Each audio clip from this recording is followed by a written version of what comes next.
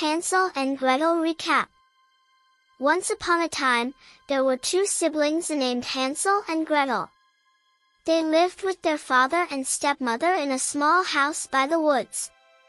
The family was very poor and struggled to find enough food to eat. One day, the stepmother decided to take the children into the forest and leave them there so they wouldn't have to feed them anymore. Hansel and Gretel overheard their stepmother's plan. Concerned for their safety, Hansel gathered pebbles to drop along the path as they walked into the woods. After their parents left, the children followed the pebbles back home. However, the stepmother was angry and did not give up easily.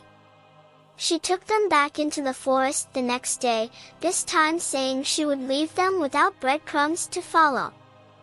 In the woods, Hansel and Gretel wandered and stumbled upon a candy house made of sweets and treats.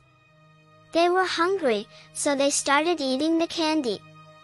But the house belonged to a wicked witch who lured children in to capture them.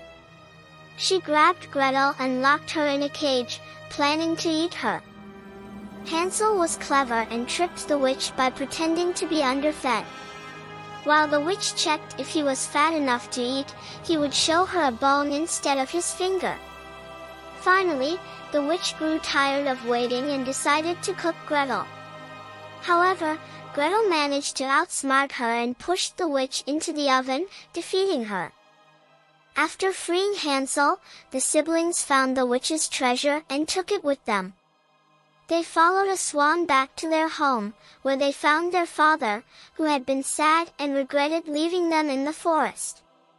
They were all reunited, and the wicked stepmother was gone.